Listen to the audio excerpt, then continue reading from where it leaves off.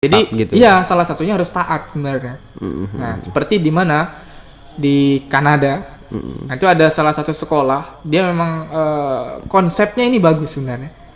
Jadi konsepnya ini sebenarnya sudah ada dari dulu, cuma kalau sekarang orang bilang apa konsep masa depan. Apa konsepnya? Belajar luar ruangan. Belajar di Luar luar ruangan, ruangan. luar ruang terbuka, bukan di kelas. Karena kan menurut penelitian, kalau dia di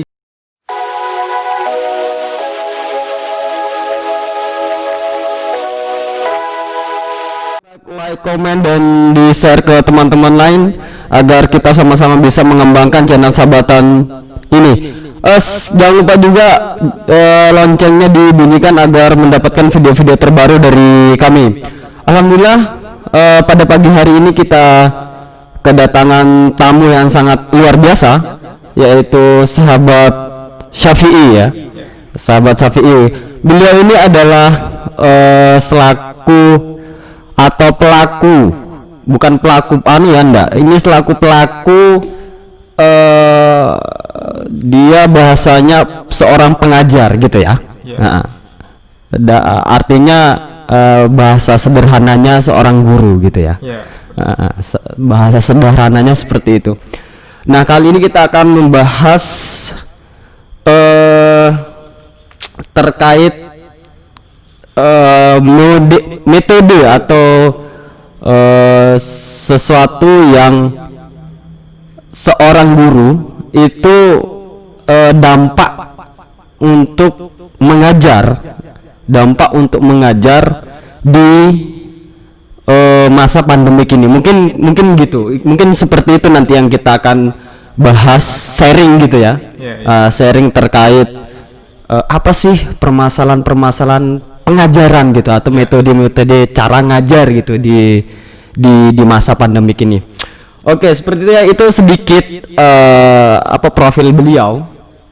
profil beliau, sahabat Syafi'i, dan juga ini mungkin kalau salah ditolong dibenarkan. Sekaligus kepala sekolah ya. Sekolah alam. Ya, Sangatta. Oke. Sebelum kita lanjut sharingnya, sekarang kegiatannya apa saja, sahabat? Alhamdulillah untuk saat ini kegiatannya masih konsisten di fasilitator pendidikan di Sekolah Alam Sangatta. Oke, masih konsisten dalam hal itu. Masih berjibaku dengan berbagai hal seperti itu. Selain itu kegiatan sehari-hari atau kegiatan sehari-hari selain mengajar gitu? Mengajar di sekolah biasanya sih kalau di sore itu mengajar ngaji biasanya, private seperti itu. Tapi sebagian besar kebanyakan masih mengurus sekolah. Gitu. Jadi tidak terlalu banyak kegiatan berarti setelah itu. Oke. Jadi di sekolah alam itu sudah berapa siswa? Kalau di sekolah alam ini berdiri atau mulai aktif itu tahun 2019 baru.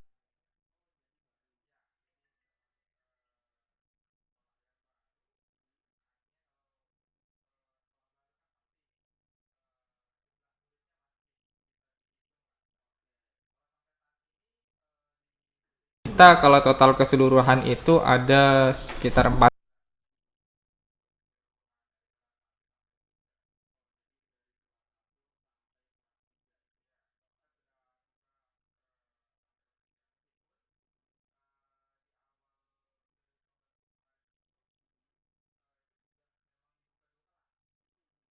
Harusnya kan kalau di tahun kedua ini kan cuma 2 ya hitungannya. Satu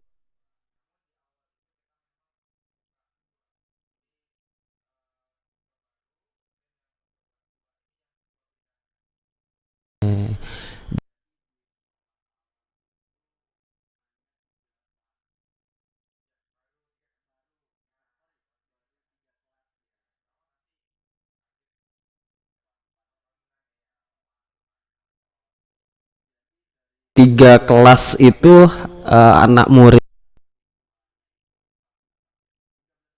Iya, sekitar itu. sekitar segitu ya? Iya, keseluruhan. Keseluruhannya.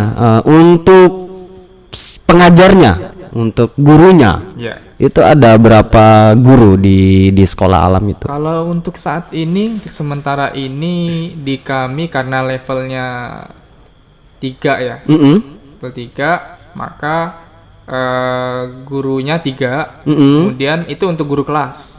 Nah, nanti ada guru outbound, fasilitator outbound atau green lab. Oh, Itu 1, jadi 4. oh gitu. Berarti sekolah alam ini metode ngajarnya itu memang betul-betul di alam itu. Metode ngajarnya atau hanya sekedar nama sekolah alam saja? Iya. Oke. Kan sebenarnya banyak ya pertanyaan dari masyarakat. Ya, kan? betul. Mungkin nanti kita bisa sambungin ke isu-isu yang sekarang gitu ya, kita bisa sambung. Nah, pertanyaannya adalah banyak dari masyarakat juga mengatakan sekolah alam. Apakah belajar di alam? Ya. Di bawah pohon, di luar tidak punya kelas. Nah, jadi kalau sekolah alam itu sebenarnya maknanya adalah di lingkungan kita. Nah, itu kan alam ya. Alam itu apa aja? Alam itu termasuk manusia, hewan, tumbuhan, dan benda-benda sekitar kita. Nah, kenapa dinamakan sekolah alam? Karena sekolah alam ini menjadikan benda-benda di sekitar kita, lingkungan kita, itu sebagai objek pembelajaran. Oke. Nah, artinya tidak hanya mereka itu aktif di luar seperti itu, namun di sekolah alam tetap punya kelas seperti itu. Namun metodenya metode observasi ke alam seperti itu. Oke. Jadi memang sih rata-rata orang-orang masyarakat ya, pasti akan berpikir sekolah alam itu ya kita ngajarnya ya di alam gitu, bukan di ruangan kan gitu. Padahal apa yang aslinya itu tidak seperti itu ya. Itu hanya sebuah peribahasa gitu ya. Jadi gitu.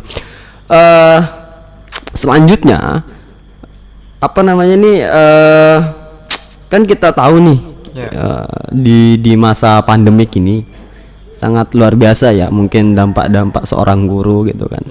Mungkin memutar otak untuk metode ngajarnya gitu kan.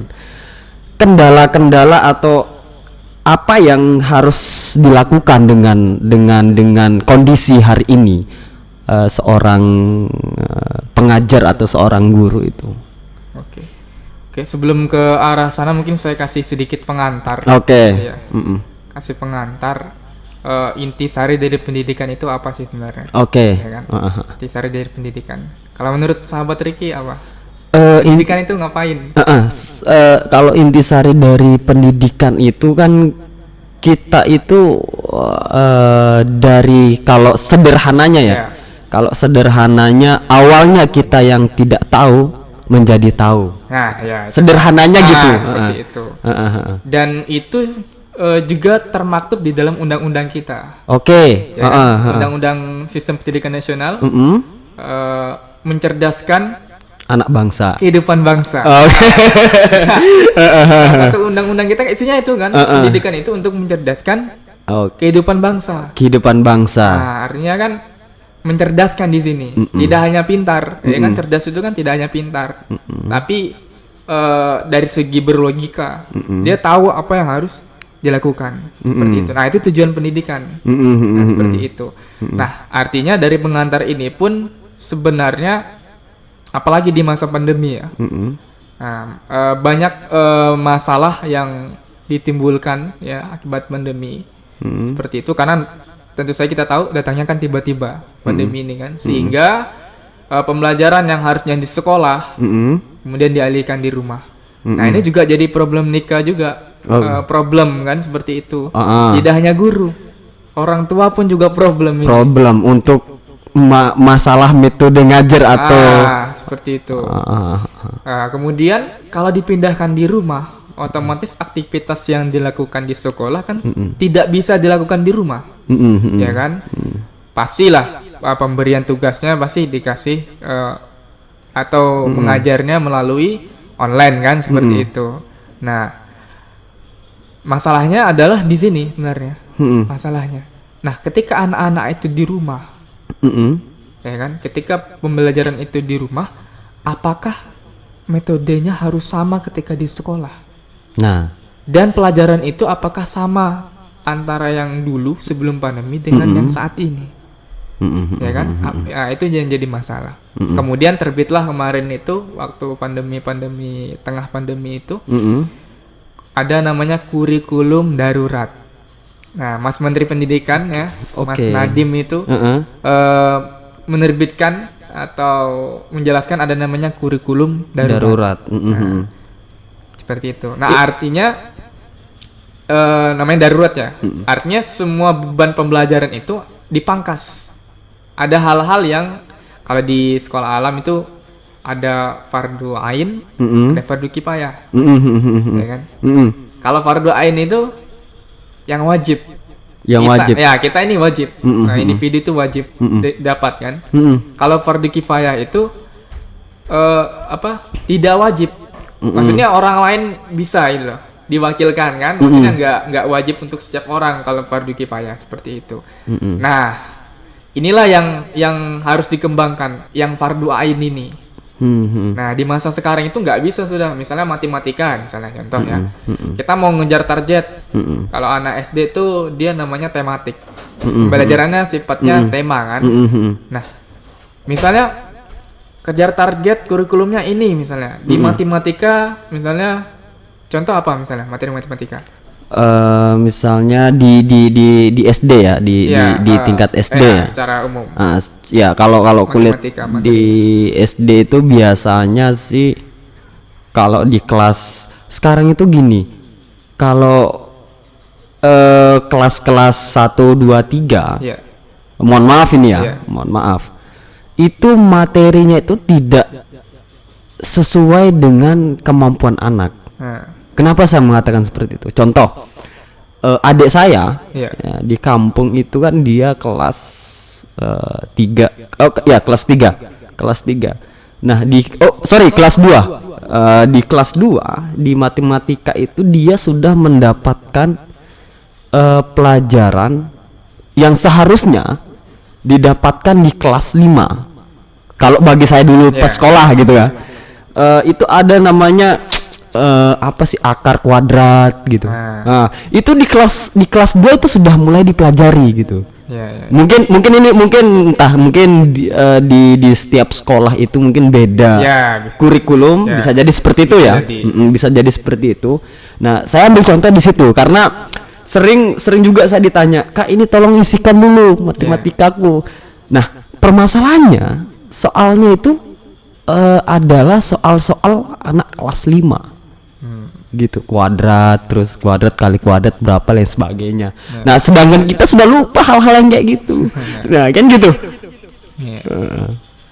Iya, jadi misalnya seperti tadi kan, contoh lah aljabar, misalnya kan, itu contoh misalnya geometri dan lain sebagainya kan. Nah, kalau menurut sahabat Ricky, contoh aja ini ya, mungkin di yang penonton di podcast ini mungkin ada yang tidak setuju, tapi ini menurut pendapat kita aja. Ya, betul. Nah, artinya kalau di matematika, yang wajib itu apa yang harus dikuasai kalau di matematika? Menurut sahabat Ricky, yang wajib di matematika itu ya hitung-hitungan. Apa itu? Tambah, kali, bagi, kurang. Ya kan? Seperti itu kan?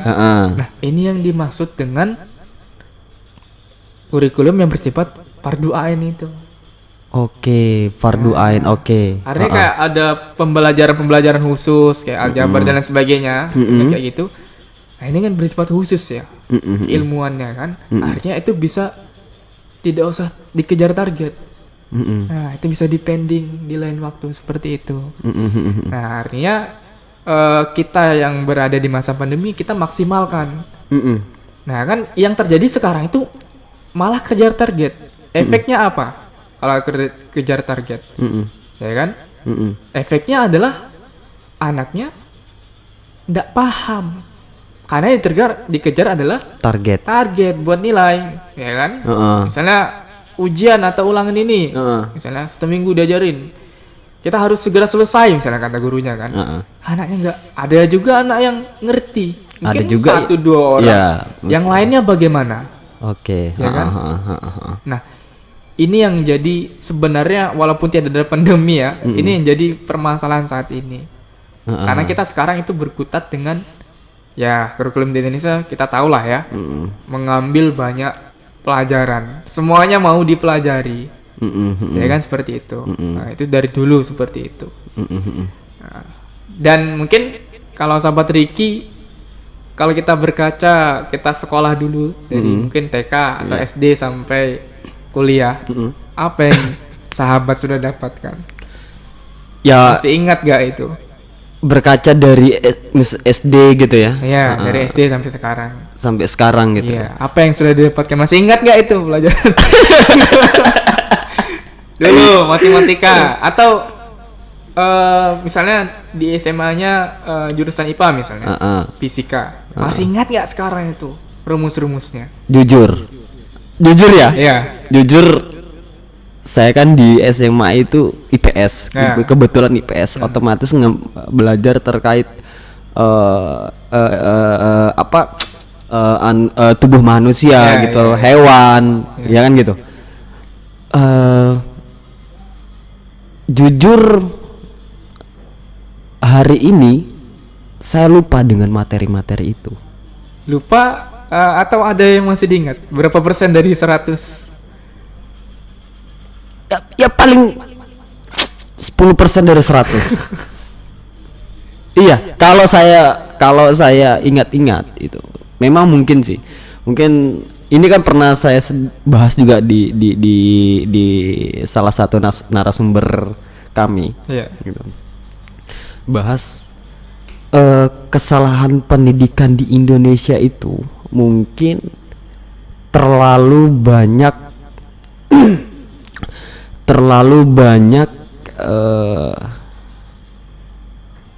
pelajaran yang wajib anak-anak atau murid-murid itu ketahui.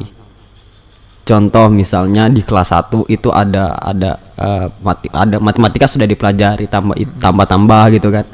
Terus bahasa Indonesia otomatis sudah dapat dipelajari.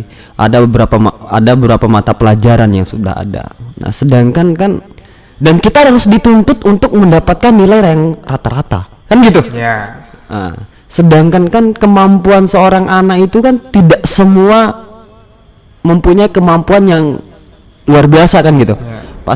Pasti ada sebagian anak yang mempunyai kemampuannya. Contoh seperti saya kan gitu. Ya. Saya di matematika, di bahasa Indonesia, bahasa Inggris itu nilai saya ya di bawah ya 65 lah gitu. Tapi selain mata pelajaran itu, contoh seperti Penjaskes gitu. Nilai saya rata-rata dari kelas 2 itu alhamdulillah sampai 9,5. Itu untuk PJOK, olahraga itu ya? Ya, itu untuk olahraga. Cuman kan memang kita dituntut untuk mempunyai nilai rata-rata. Ya. Berarti sebenarnya ada satu kesimpulan yang bisa kita dapat sebenarnya dari polarisasi pendidikan kita, keseragaman. Sahabat setuju nggak keseragaman? Ya setuju kalau keseragaman ya. Iya. Setuju. Ada tidak? Kalau bahas dalam artian keseragaman, dalam artian tadi bahasanya kan kita dituntut untuk mendapatkan nilai itu dengan kita disamaratakan. Ya. Kamu mau bodoh, mau pintar, kamu disamaratakan. Ya kan? Artinya itu suatu bentuk keseragaman. Ya kan? Tidak melihat kemampuan seorang, kekuatanmu di mana. Oke. Ya kan? Kekuatan sahabat di mana? Kamu mampunya di mana? Kamu diapresiasi di mana? Ya kan? Tadi nilainya disebutkan sahabat Ricky tingginya malah di olahraga.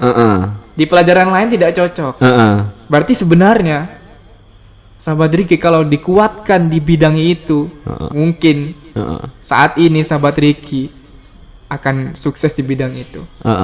Ya kan? Betul. Ya kan? Nah, pendidikan kita dari zaman dulu sampai sekarang itu begitu. Nah, itu apakah mungkin ya? Apakah ini kita tidak bisa menyalahkan siapapun. Ya. Nah, kita tidak bisa menyalahkan siapapun.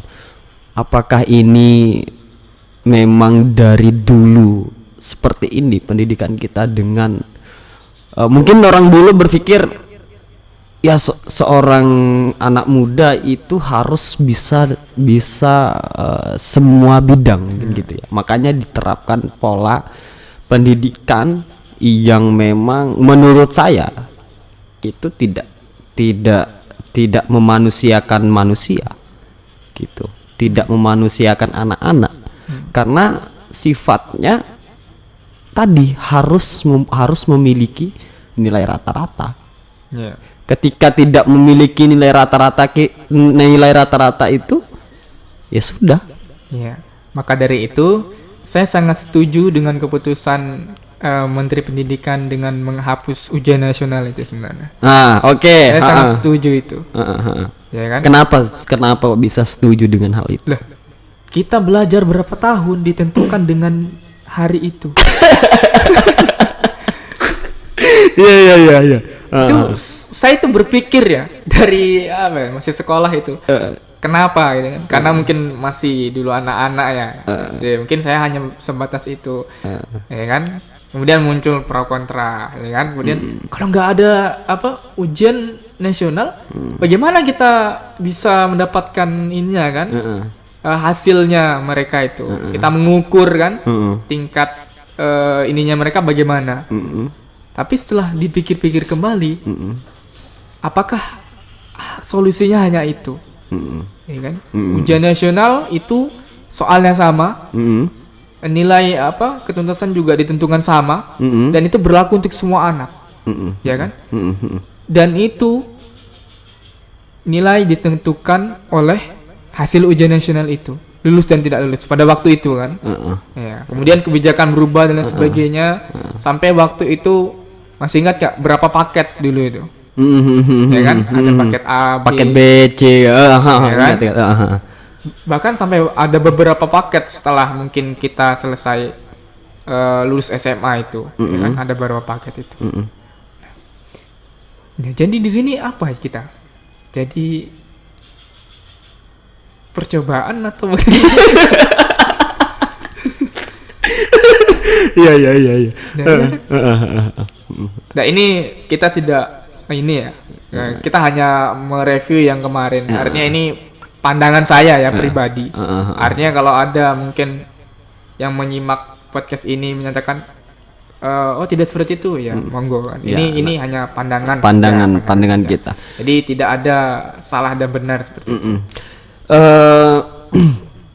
Melihat kita kan tadi berbicara sejarah ya. Artinya kita melihat ke belakang gitu. Pendidikan pola lain sebagainya. Dan itu tidak di masa pandemik ya waktu itu. Dan itu tidak di masa pandemik kan. Artinya kita belajar itu kan tatap muka ya kan gitu. Betul. Tatap muka. Dan situasi hari ini kan sangat berbeda. Iya, sangat berbeda. Iya kan? Betul. Sangat berbeda. Nah, mungkin sebagai seorang pengajar sekaligus seorang kepala sekolah di sekolahan alam, melihat situasi pendidikan di masa pandemik ini seperti apa? Oh iya, kembali ke yang tadi ya. Nah, artinya saya hanya bisa berhusnuzon. Begini. Jadi husnuzon dalam artian begini, dengan adanya pandemi ini. Kalau saya pribadi ya, saya berpendapat kita kalau saya berhusnuzon dengan adanya pandemi ini. Kenapa? Mungkin Allah itu punya rencana mengembalikan anak-anak itu ke rumahnya, ke orang tuanya. Kenapa? Karena sebenarnya mungkin bagi yang sudah jadi orang tua ya, yang sudah punya anak, karena sejatinya pendidikan anak-anak itu wajib dididik oleh kedua orang tuanya. Ya kan? Sekarang mungkin tidak semua orang tua ya. Orang tua itu seakan-akan menitipkan anaknya ke sekolah dan lepas tangan gitu. Mungkin gitu ya. Ya itu ekstrimnya ya, lepas tangan. Ekstrimnya gitu. Dia bekerja, ya kan? Nah, bekerja kan itu kan untuk memenuhi kebutuhan ya, seperti itu. Tapi itu tidak jadi alasan untuk tidak bisa membersamai anak misalnya kan, anaknya. Kemudian memasrahkan anaknya untuk dididik di sekolah saja kan. Nggak bisa begitu sebenarnya. Kan tugas utama mendidik adalah orang tua, bukan guru. Sekolah, bukan guru. Tapi memang sih kebalikannya ya. Iya. Ketika kita sudah di sekolah, ya udahlah. Kamu di sekolah belajar, bapak dan mama khusus mencari rezeki. Padahal kan seorang anak itu tidak mau seperti itu. Iya. Kan gitu. Nah, kita kembali yang tadi. Nah, berdasarkan husnuzon saya tadi, mungkin Allah punya rencana itu, ya kan? Mungkin bisa jadi. Artinya mau dikembalikan anak-anak itu ke rumah. Pertama, supaya tahu bahwasanya tugas mendidik yang paling utama adalah orang tua. Yang kedua, coba kita bayangkan bersama-sama. Anak ini dididik oleh guru. Ketika guru itu mengajar, seberapa sulitnya sih? Apakah itu bisa dirasakan oleh orang selain guru? Nah, ketika dia di rumah, ya kan? Pasti orang rumah akan merasakan betapa beratnya beban menjadi seorang guru. Karena di rumah, dia kan, dia pasti ditemani orang tua selama masa sekolah itu kan.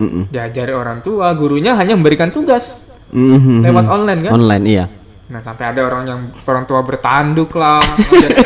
Loh, beberapa kasus di kala pandemi itu malah terjadi peningkatan ini loh, kasus kekerasan pada anak. Ya kan, beberapa berita kan kita sempat saksikan. Betul. Kekerasan pada anak, kemudian karena ketidaksanggupan. Ya kan? Nah, artinya hikmahnya adalah inilah guru. Guru itu bagaimana sih beban yang dirasakan, bukan beban ya mungkin ya.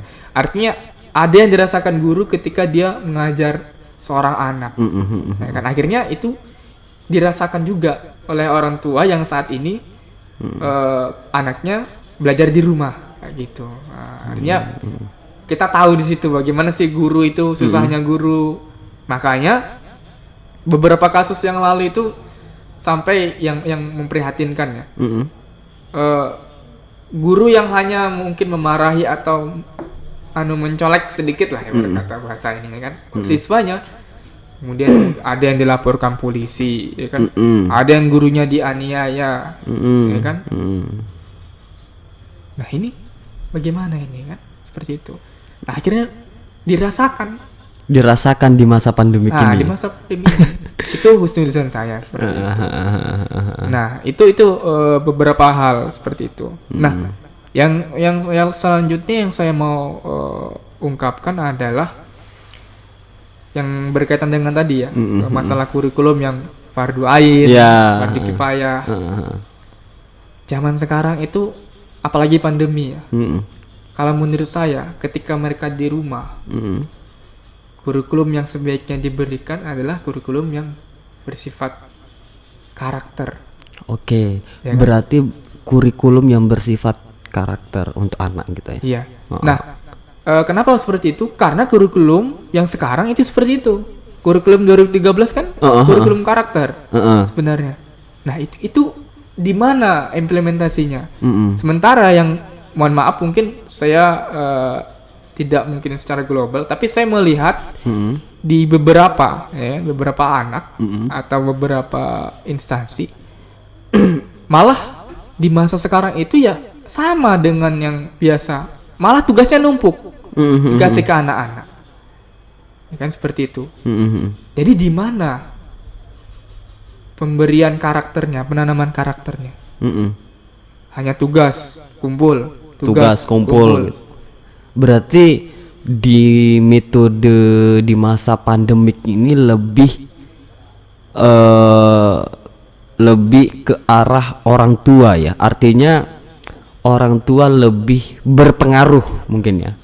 Untuk mengajar anak-anaknya kan gitu. Ya, namun kita tidak bisa pungkiri ya, yang saya bilang tadi orang tua bekerja. Nah, itu kita tidak bisa pungkiri itu, tidak bisa menyalahkan. Nah, seperti itu. Artinya berbagi peran, seperti itu. Ada peran sekolah, guru, dan orang tua. Nah, maka di masa yang sekarang ini itu harus lebih erat lagi. Peran hubungan antara guru dan orang tua, bagaimana memaksimalkan anak-anak didiknya seperti itu dengan apa tadi karakter, pembiasaan, akhlak kan seperti itu. Nah, mungkin kalau di dasar mungkin di SD kan itu mungkin masih bisa lah kita bangun.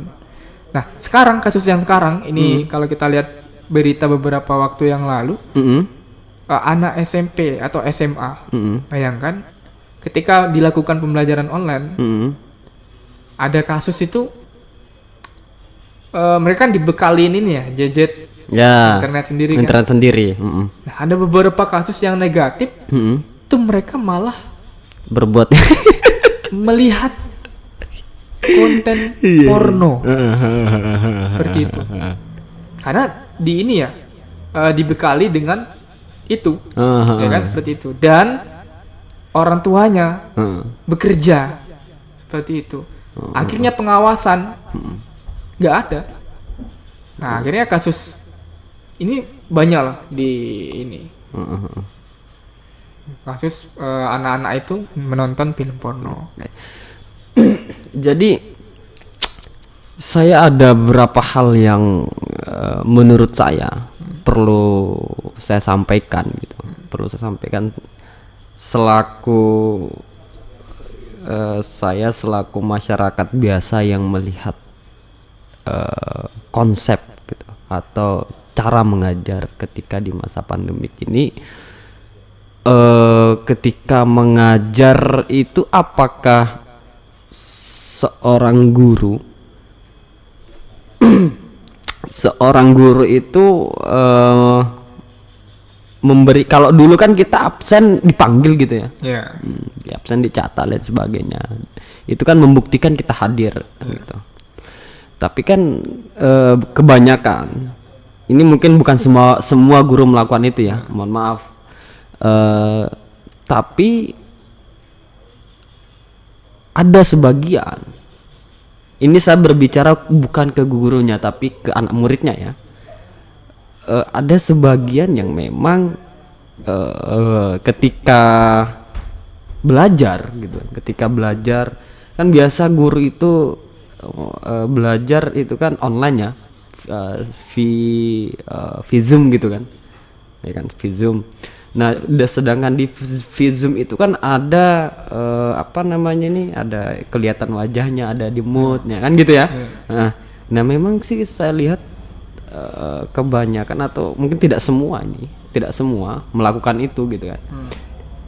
Dia hanya sekedar masuk di Zoom itu, setelah masuk dimatikan kamera, di mute, ya udah dia pergi kemana pergi kemana kan gitu.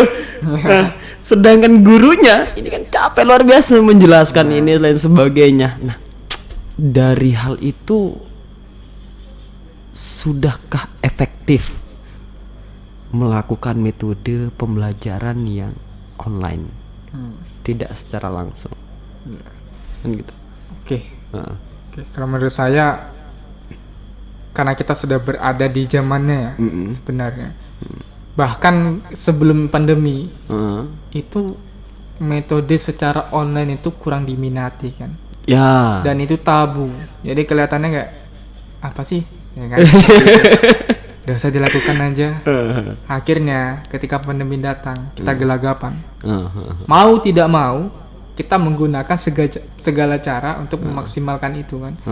Termasuk menggunakan aplikasi, ya kan, aplikasi untuk chatting online, itu, kan? Video online seperti itu. Nah, kalau menurut saya sebenarnya efektif dan tidaknya itu tergantung dari perspektif masing-masing sebenarnya. Efektif dan tidaknya. Karena mau tidak mau zamannya sudah ke arah sana kan. Bahkan saya sedikit informasikan, sekarang itu ada nama kampus digital ya. Nah, artinya ini kampus ini jangan diistilahkan untuk yang kuliah saja. Ini platform untuk sekolah online bagi mungkin jenjang SMP, SMA, kuliah. Kalau kuliah kan sudah ada ya, yang kampus online Kampus itu kan online ya. ada ya. Kampus terbuka gitu kan. Nah, kuliah terbuka itu.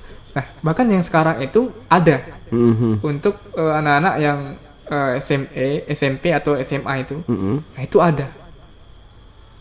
Kelas online itu. Sekolah online itu ada.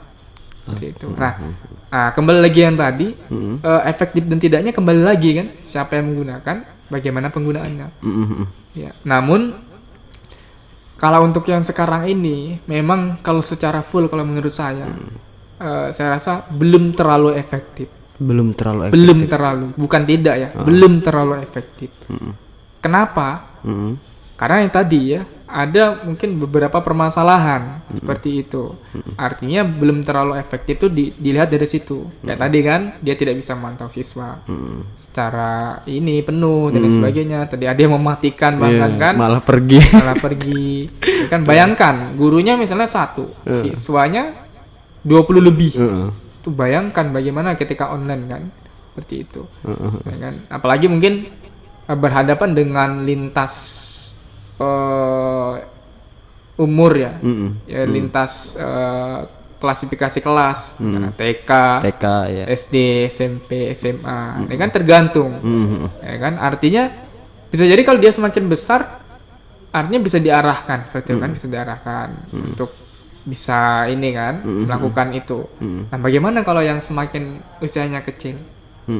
Kan seperti itu. Nah, ya, ini problem juga, artinya kalau menurut saya belum terlalu efektif.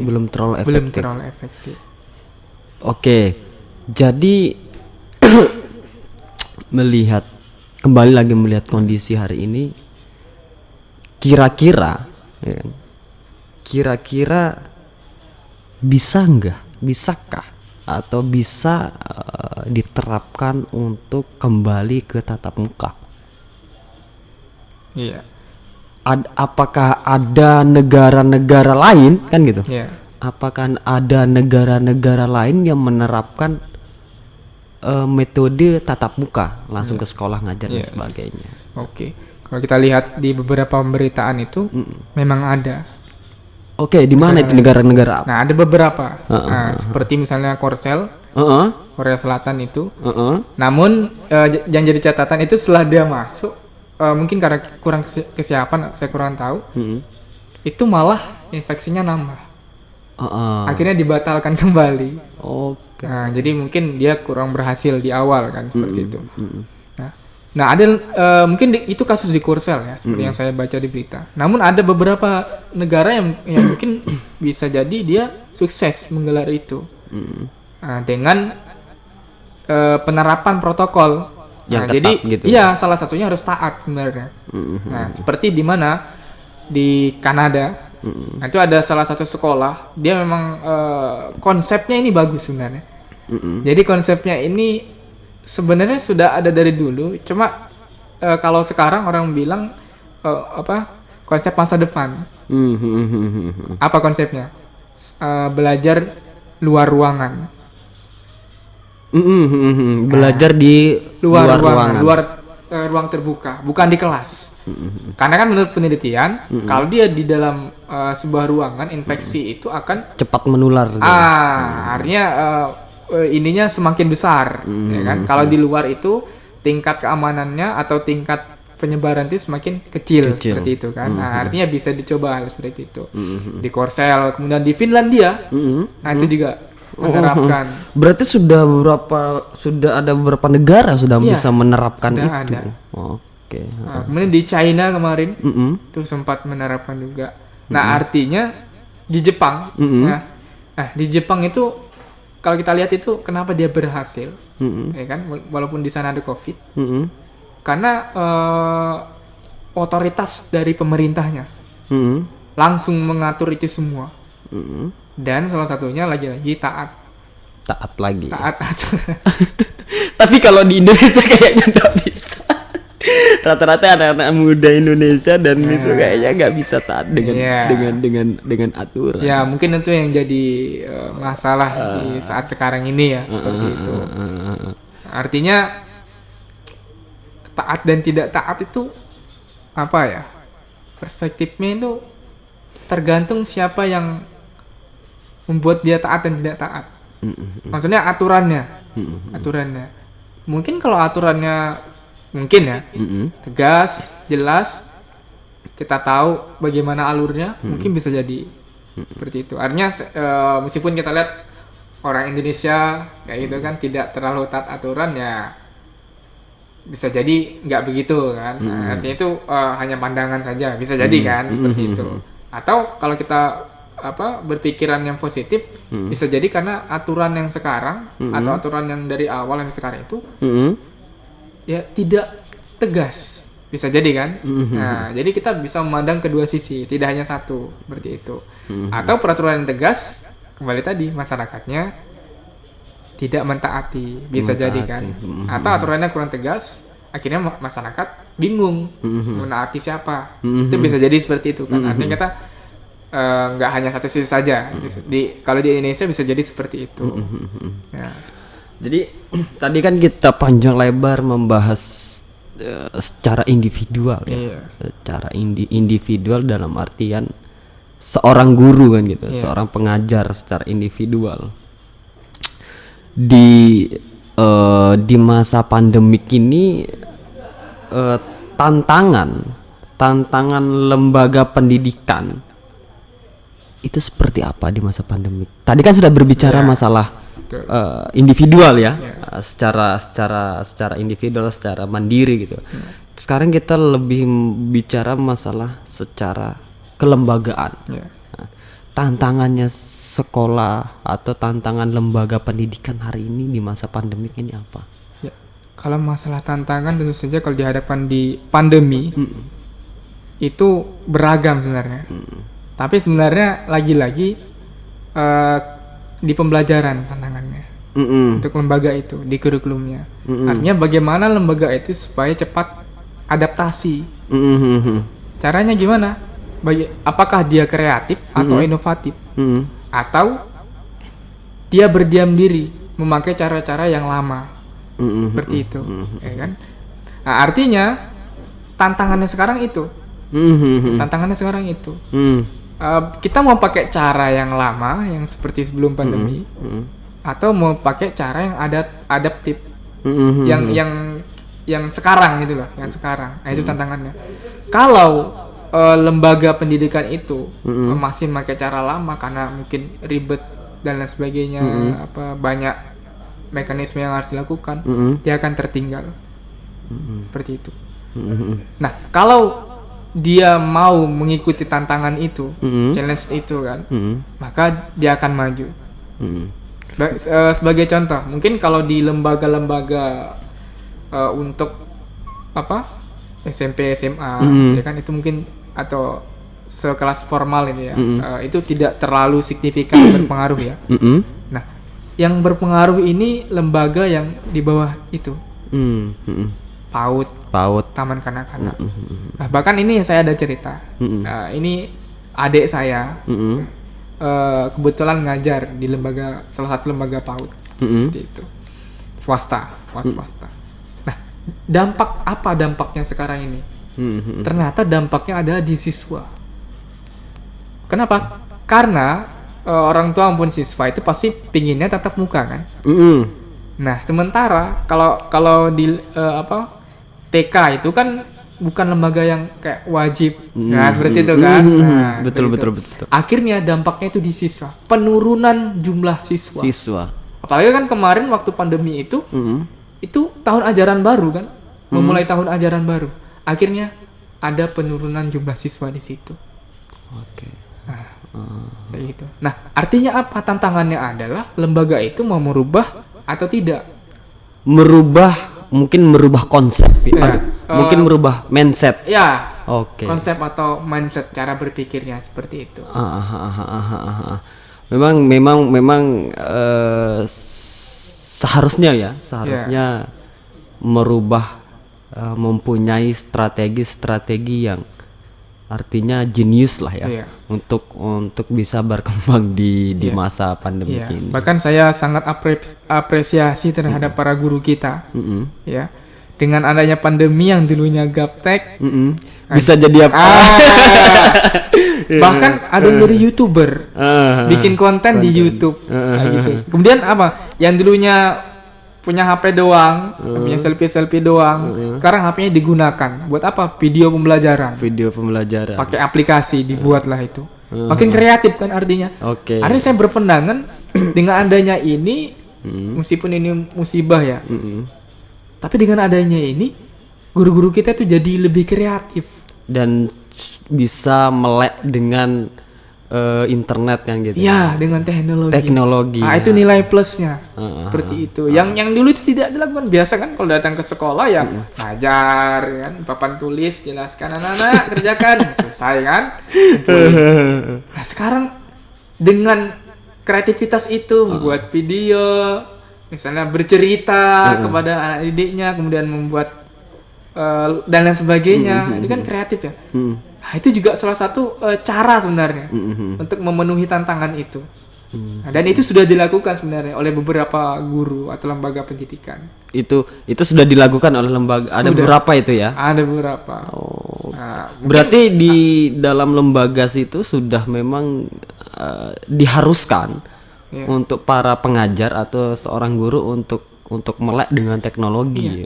bukan diharuskan lagi, dipaksa. Oke. Yang maksa sih bukan orang, pandemi yang memaksa ini. Ya, akhirnya kan orang berpikir, ini kan artinya di fase-fase di awal pandemi itu kan kita seperti nggak menerima ya. Nah, Banyak yang belum menerima, maksudnya ini pandemi masih biasa aja pembelajarannya, ya kan, memberikan tugas kumpul. Tapi kemudian itu berkembang, ya kan, muncul seminar-seminar yang sangat banyak di masa sekarang ini kan, online, kemudian guru-guru dibekali dengan macam-macam teknik mengajar dan lain sebagainya. Walaupun mungkin tidak semua ya bisa diterapkan, namun saya apresiasi itu di situ. Bahasanya guru-guru kita di setiap jenjang itu punya kreativitas di situ, seperti itu. Nah, itu yang saya apresiasi di sekarang ini. Jadi ada tadi kan panjang lebar kita Iya, sudah bahas terkait apa yang harus dilakukan, pandangan situasi seperti apa, dan tantangan lembaga seperti apa. Mungkin dari sahabat Syafi'i selaku kepala sekolah, dan artinya kepala sekolah kan yang mengelola lembaga itu kan gitu. Nah, dan sekaligus seorang pengajar. Saya lupa juga sampaikan tadi sekaligus seorang pendongeng kan gitu ya. Ya.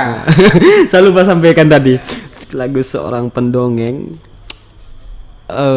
Solusi mungkin ya. Mungkin solusi seperti apa yang sahabat Syafi'i tawarkan kepada mungkin nih kepada Menteri Pendidikan dengan masa pandemik ini, atau mungkin dengan guru-guru di luar sana, itu solusi seperti apa yang bisa sahabat tawarkan kepada mereka? Ya, mungkin bukan solusi ya. Kalau solusi berat. Ya. Saya bukan apa-apa, bukan siapa-siapa. Mungkin urun pendapat atau urun ide, ya, saran. Saran. Itu. Jadi sekian banyak yang saya tadi jelaskan. Itu sebenarnya kita bisa kutip itu. Ide-ide atau saran-saran yang mungkin bisa kita lakukan. Nah, yang pertama adalah sekali lagi di masa sekarang itu tidak penting sebenarnya untuk mengejar target sebelumnya. Seperti itu yang saya bilang tadi, fardu ain fardu kifayah. Yang kita kejar sebenarnya harus fardu ain. Fardu ain. Intinya anak-anak itu harus bisa apa? Yang dasarnya kan. Itu sudah bisa, aman. Tidak perlu memikirkan target. Karena makin anak makin ini ya, makin pusing, makin apa. Bukan dia yang ngerjain nanti. Ujung-ujungnya orang tuh. Misalnya anak-anak SD begitu tuh. Nah itu yang sarannya. Artinya tadi lebih ditingkatkan lagi gitu kan. Mungkin di guru-guru kita saya tadi sudah apresiasi, sudah bagus sekali ya usahanya seperti itu. Nah, kemudian mungkin bisa dicoba ya, artinya pembelajaran di luar ruangan itu.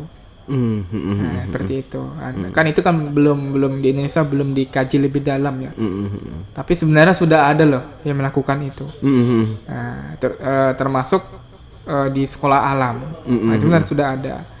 Cuma lagi-lagi kan kita harus taat dengan pemangku kebijakan. Dalam hal ini pemerintah.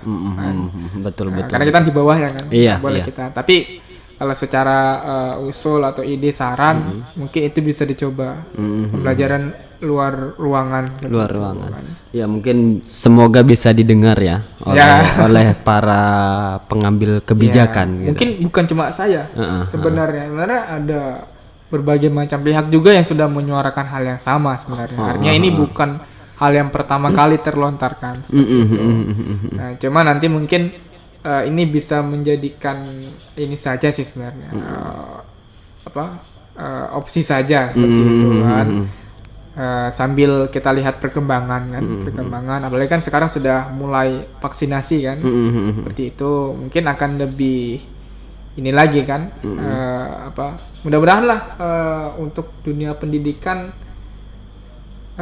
kita berharap bersama-sama agar di saat ini bisa kembali normal lah ya. Normal artinya memang yang paling dirindukan sih sebenarnya ya kan, guru dan anak-anak itu bisa tatap muka di sekolah gitu. Karena sejatinya itu pendidikan itu harus interaksi sebenarnya. Bukan masalah teori yang seuber gitu ya. Tapi pendidikan itu harus ada interaksi. Guru dengan murid, guru dengan orang tua, murid dengan orang tuanya gitu. Karena yang bikin kita sampai sekarang ini sebenarnya bukan tadi aja kan lupa pelajarannya kan. Bukan itu. Nah, itu cuma misalnya kita bisa di situ akan jadi knowledge buat kita kan, skill ya, seperti itu. Nah, tapi yang membentuk kita seperti ini adalah aktivitas kita di masa lalu, ya kan? Nah, sahabat Ricky bisa sampai sekarang itu kenapa? Ya kan? Karena dulu waktu kecilnya, misalnya kan, waktu bermainnya lebih banyak, mungkin kan. Kemudian mungkin bahasa lain itu magang itu kita kayak ikut di dalam itu misalnya membantu orang tua ini. Itu secara tidak sadar membentuk ini kita loh sebenarnya, aktivitas itu. Betul. Orang tua lagi nukang misalnya kita lihat kita mau ikut, atau lagi nanam berkebun ya kan, kita secara tidak sadar ikut. Itu aktivitas sebenarnya pembelajaran kan sebenarnya. Nah, itu mudah-mudahan dunia pendidikan kita ke depannya lebih baik lagi. Amin. Semoga. Dan pandemi ini juga segera berakhir supaya kerinduan kita guru dan anak-anak itu nanti bisa bertatap muka dan beraktivitas kembali di sekolah. Amin. Semoga. Ya. Oke. Sebelum saya tutup sahabat-sahabat semua, mungkin nanti di episode selanjutnya, mumpung sahabat Syafi'i ini ada di sini, beliau ini sangat susah betul dihubungi, sangat sibuk betul mengurus sekolah alam tadi ya. Mumpung beliau ada di sini, mungkin di episode selanjutnya kita bisa sharing bareng. Saya sedikit penasaran tadi sharing bareng terkait dongeng tadi. Metode bercerita. Metode bercerita. Betul. Mungkin nanti di episode selanjutnya. Karena saya tadi jujur ya lupa bawa bonekanya karena nggak disampaikan tadi. Saya disampaikan, saya bawa tadi. Bisa mungkin jadikan part berkembang dalam satu episode. Ya, sebelum saya ini sedikit penasaran juga nih, sebelum saya tutup, siapa nama yang boneka itu, siapa namanya? Mungkin ada namanya gitu. Kalau anak-anak yang sering menyaksikan dongeng saya waktu sebelum pandemi maupun online, karena kan saya ada sempat beberapa kali diundang online ya, ke dongeng dengan anak itu. Mungkin sudah tahu. Nah, tapi nantilah saya kasih kenalkan. Oke, langsung kenalan bonekanya. Namanya itu. Oke. Kalau sahabat-sahabat penasaran dengan part selanjutnya, jangan lupa di subscribe, like, komen, dan share ke teman-teman yang lain. Jangan lupa juga dibunyikan loncengnya ya, agar dapat video-video terbaru dari kami. Mungkin itu yang bisa kami sampaikan dan terima kasih. Salam sahabat.